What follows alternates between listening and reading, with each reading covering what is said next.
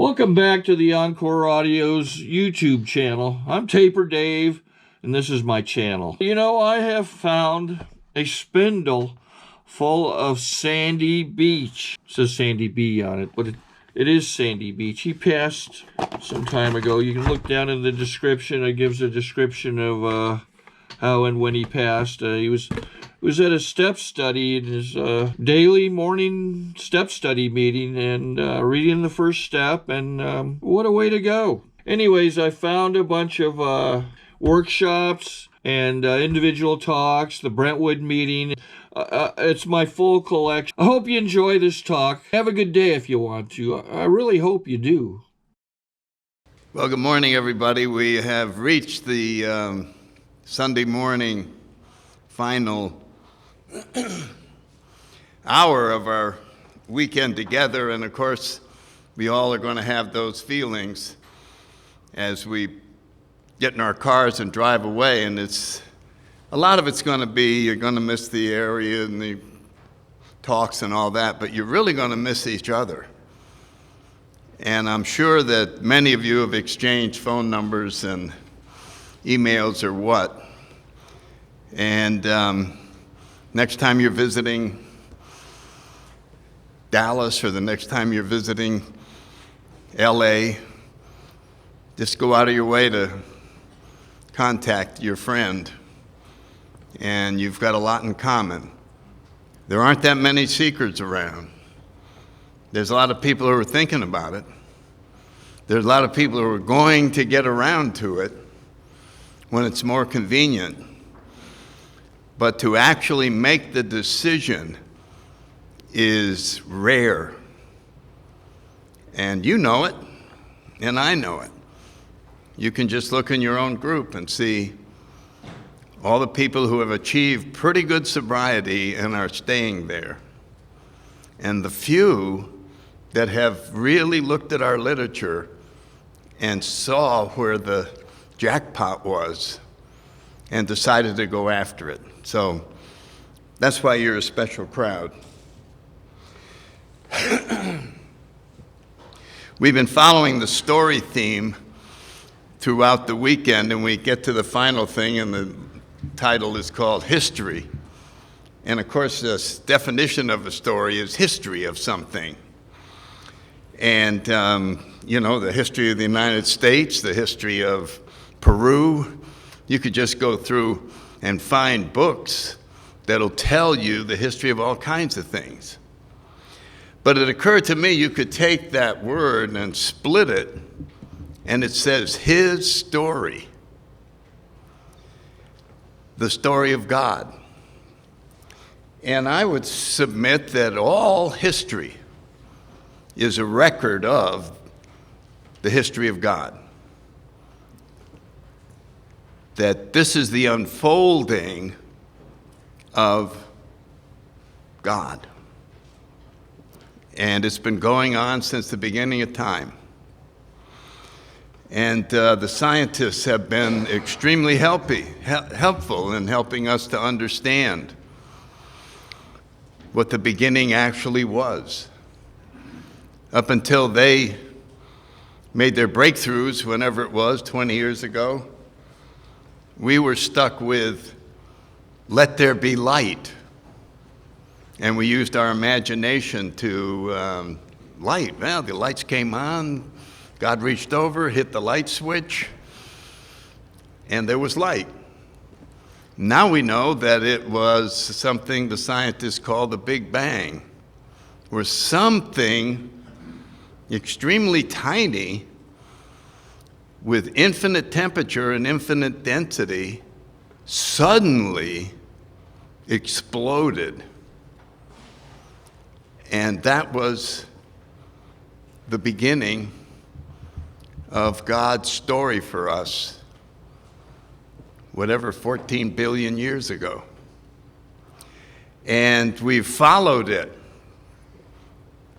paralleling a lot of the spiritual teachings as this was documented scientifically. And so to me, it's exciting to see man and his ability to study, to put something that was a vague spiritual story into reality. And as it unfolds, it's more amazing than the spiritual stories that were attempting to describe it. It's just more amazing. Every time they find something and I go, what was that again? Yeah, there's these tiny, minute particles and they behave differently if you look at them. What? I mean, holy cow. That means we, as an observer, play an important role in the story. And they just tracked how the energy and how the matter and energy just spread out and began to coalesce and form into clouds until we have one tiny little solar system around one star where we are, and beyond our wildest imagination, how many billions of other similar places. The thing that interested me was that they calculated the odds on the planets forming, and then the odds that this tiny thing exploding would end up with life. And they concluded that it exceeds all laws of probability. It's absolutely improbable and statistically impossible for life to have formed.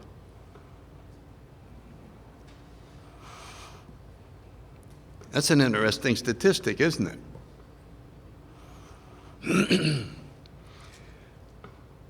That put the scientists in a box. Looked like you were forced into concluding that there must be a God who decided that he wanted life in the middle of this universe. And so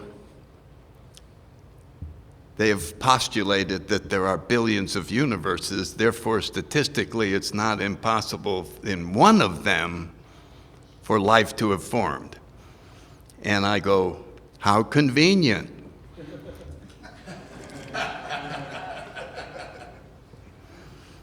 So I'm staying with the fact that this creation ended up with life, and that perhaps the purpose of the whole deal was to materialize us, living spiritual entities that have the capability to be aware of the universe scientifically and of a creator, because the message board was built inside, telling us to look for something beyond ourselves. Disregard all religions, prophets, or anything. We have enough evidence inside our own selves to realize that there's something beyond us.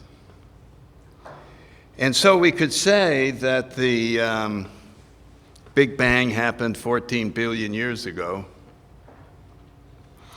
and we can break it up into little time segments. But we know that time is an arbitrary measurement, and that no matter where you are, you're in the now. And so a way for us to look at this in a more personal and spiritual way is not to say that this, boom, light occurred 14 billion years ago, but rather that it's still happening, and we're part of it. We were part of the original plan. And this is how it unfolded so that it ended up with life. Very special spiritual life that could be aware of and appreciate the magnificence of this creation and our own creation.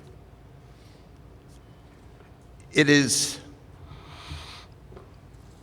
I may be wrong about this, but I read somewhere that if you had 150 miles of electrical wire and you turn the current on, and there's nothing on the other end of the wire, it's not connected to anything, the electricity doesn't even enter the wire yet.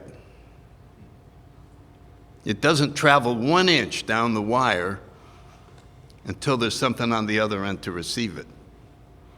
And then it's there, boom.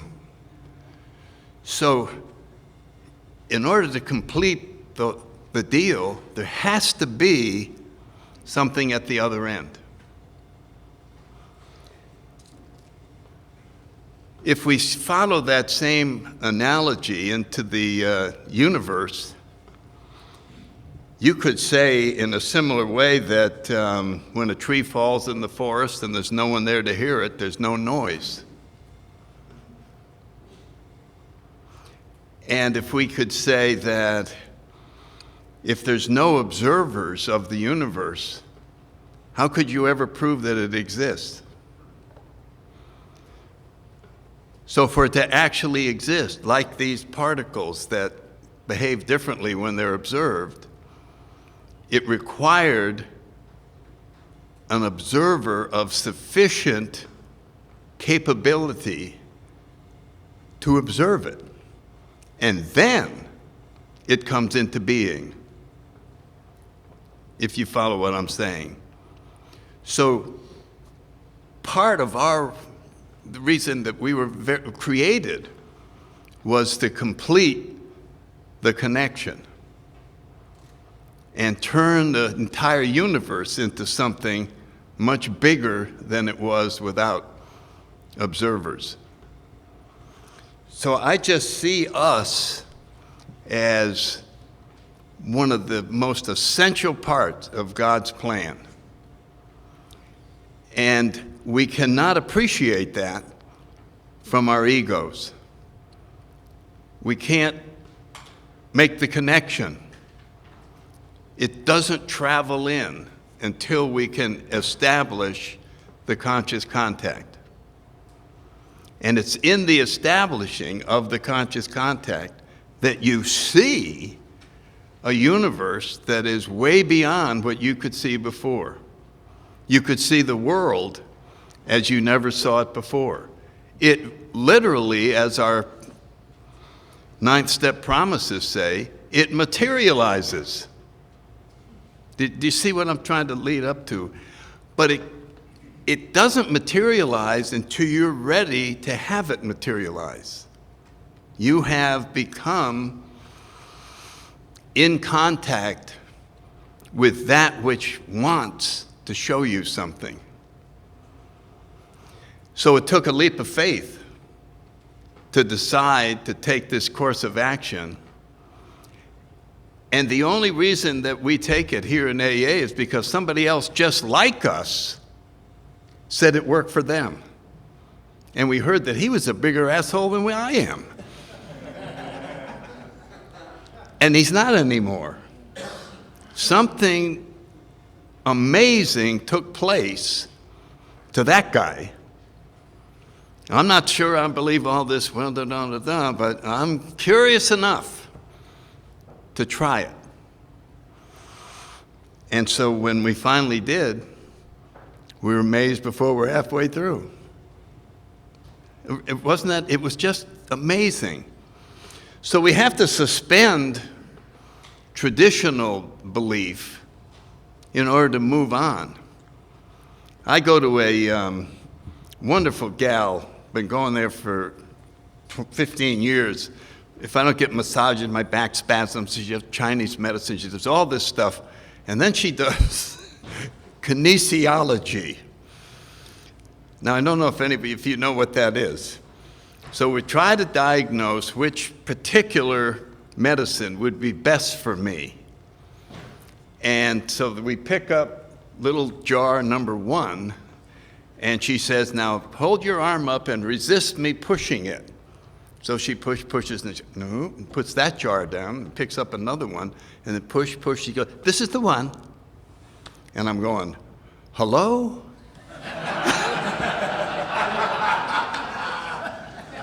Hello? And I go, okay. Now you have to suspend a lot of traditional belief to pay for the medicine. And yet it works. And there's authors that have written about that. The eye of the eye, if anybody's heard of that. So when we're dealing with conscious contact with the creator of this universe, we got to get rid of preconceived ideas. We got to clean the old ideas. In other words, it's like a battery and it won't start. You got to go in and clean the terminal, and scrape off all the stuff that won't let the juice flow through. And then, bam, fires up. You've all done that.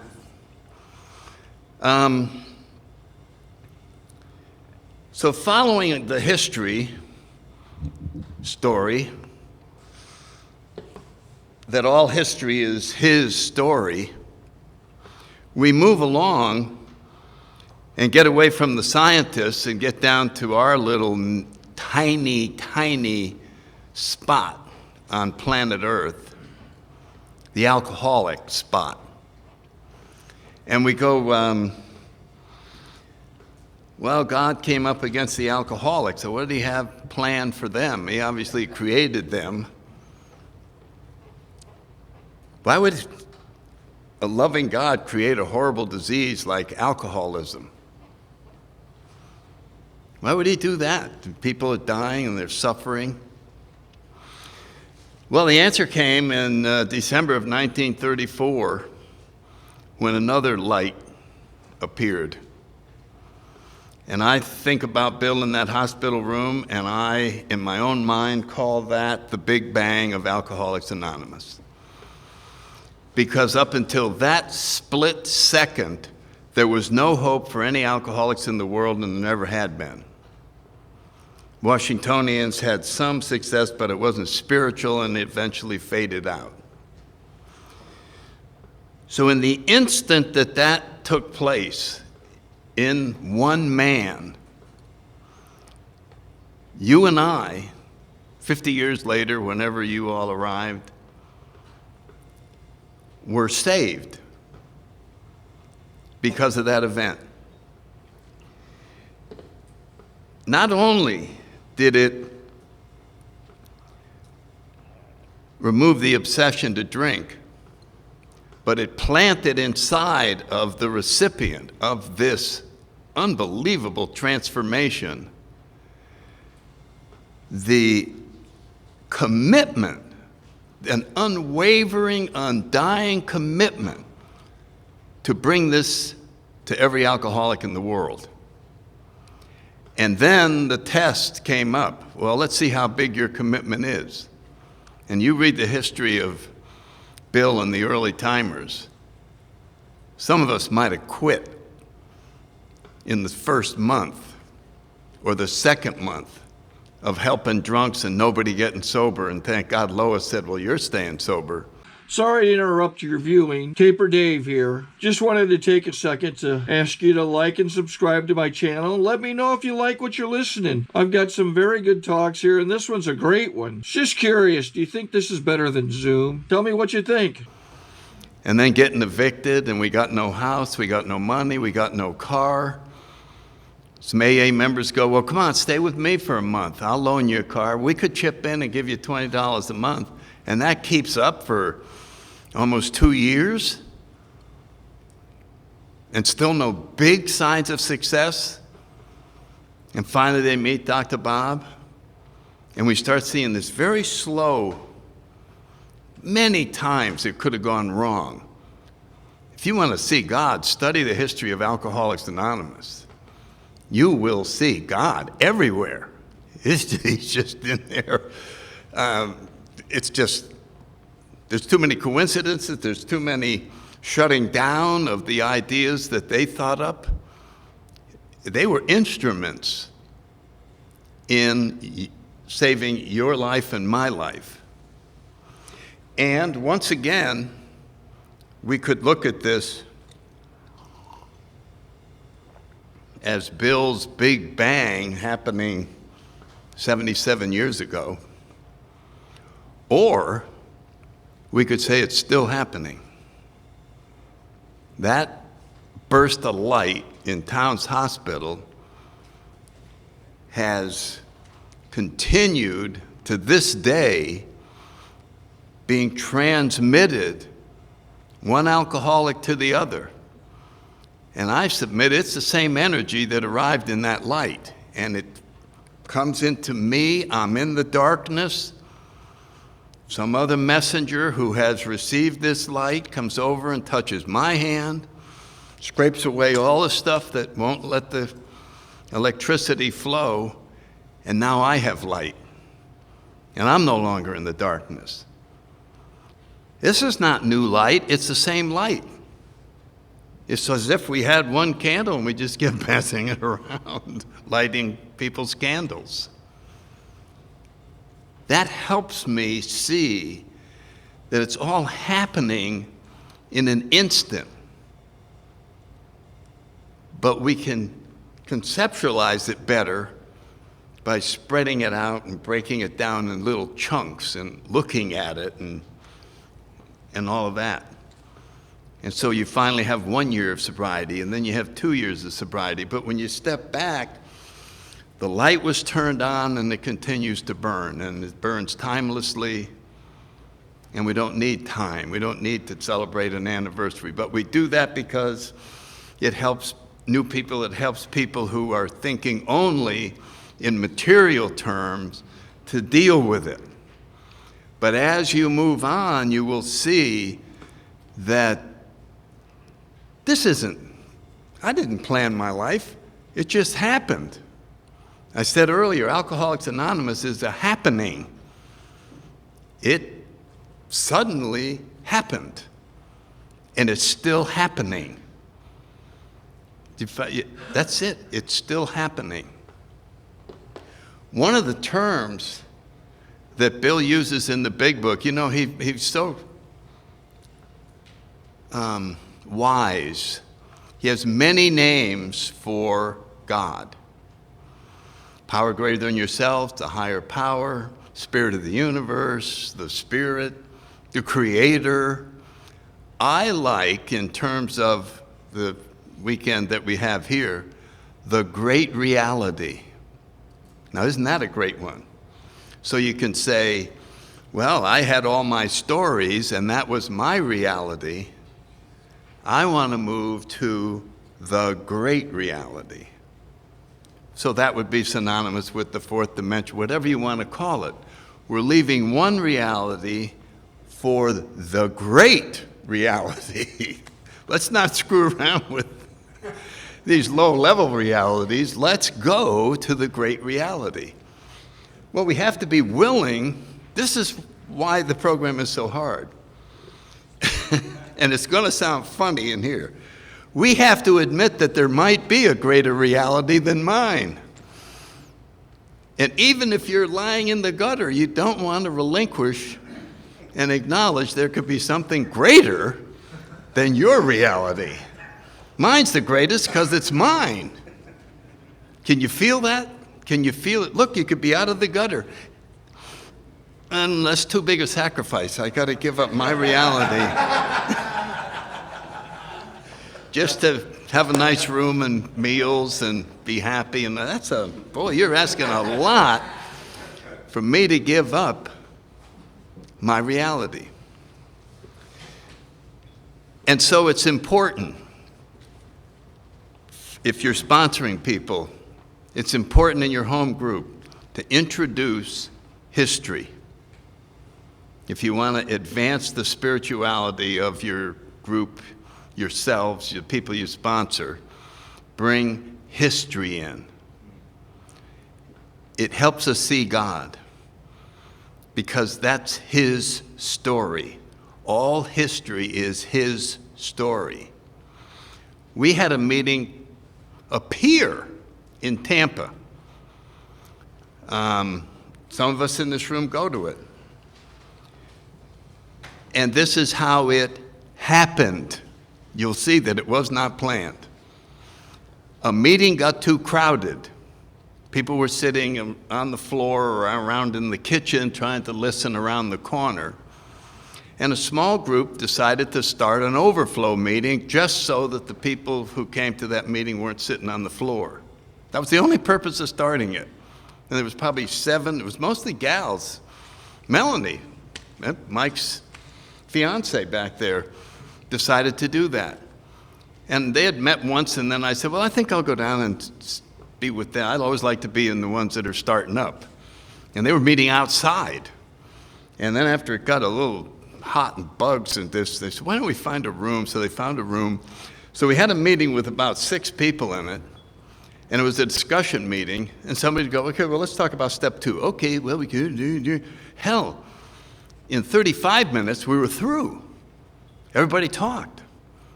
But you have to stay there to the end of the hour in case some newcomer comes. So we're sitting around, and now we've just turned into a shoot the breeze thing. And somebody said, why don't we come up with something where one of us prepares some topic and you talk for 10 minutes, then we'll start around, and we could possibly fill up the whole hour. And the first person that came in said, I'd like to talk about Sister Ignatia. And we went, wait a minute, we thought you were going to be doing a tradition or something.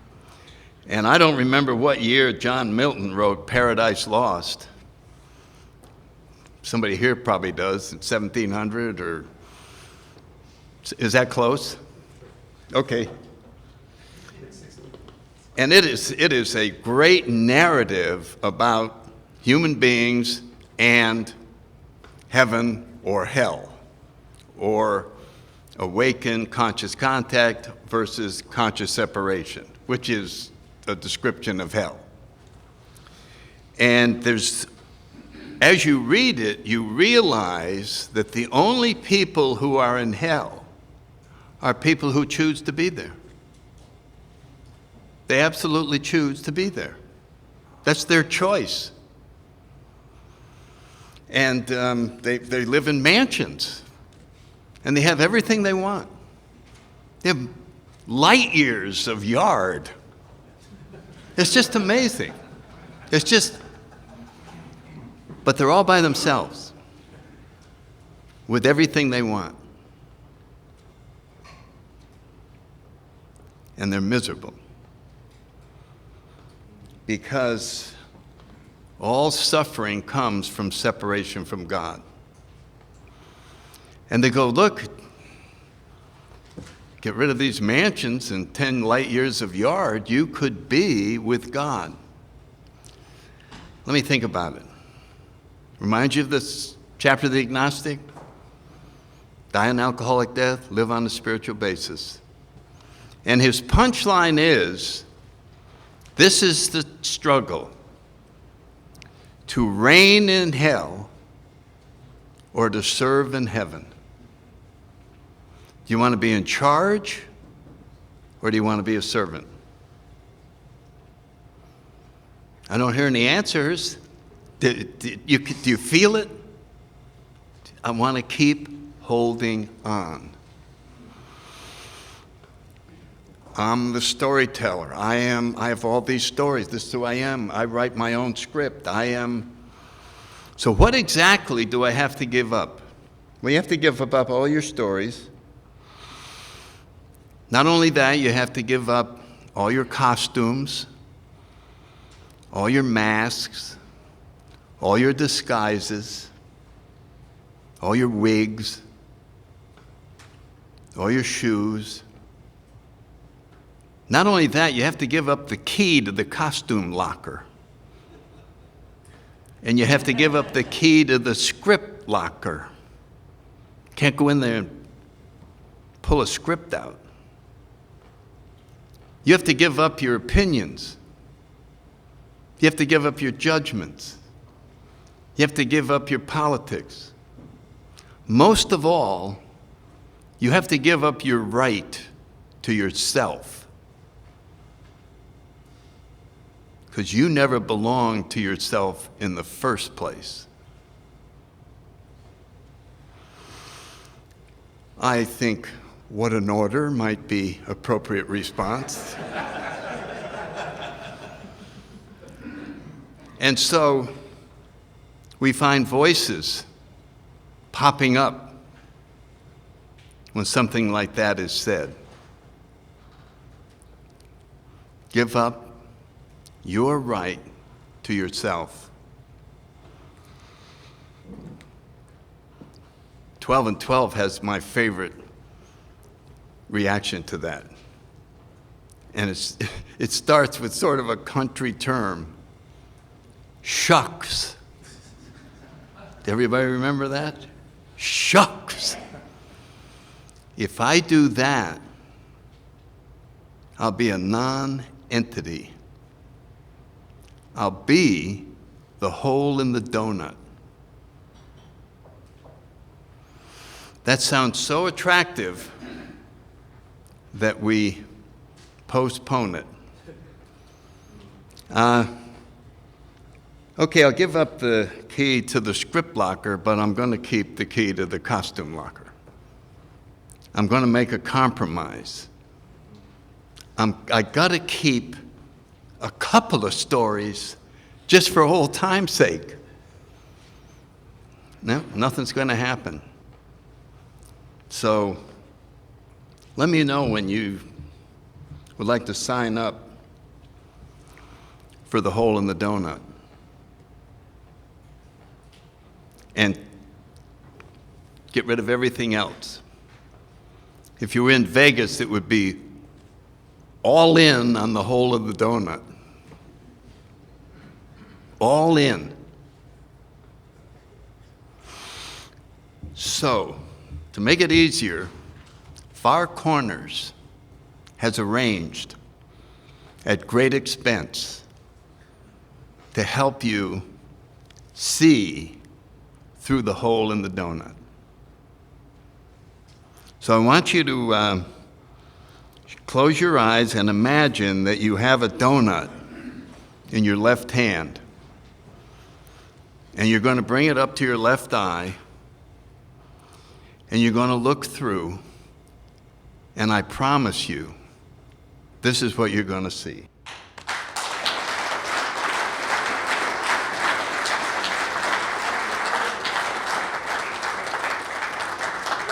I think we got a great talk going on here. Thanks for watching the channel. Taper Dave here.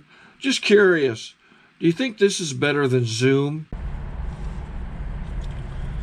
Okay, this is how I prepare my drone for launching. I like to do it inside the cab of my truck so I'm not standing outside in the weather. To install the joysticks for control, up and down, right and left, powered on. I have an Android phone that I use to connect it to the drone with. And it's actually controlled through the iPhone, through an app. Oops, wrong way. It's actually controlled through the iPhone, or through this Android phone, through the app. It's actually controlled through the Android phone, through an app, and you connect it through this short connection right here.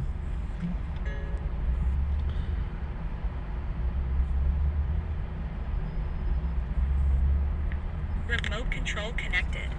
Remote control's connected. So I pull out the drone. I have to extend the legs. Long legs extended first, then the short legs. Remove the gimbal protector. Set that aside, then power it on one short burst, then one long burst. I lay it down. So I have to go to calibrate. So the drone's not connected yet.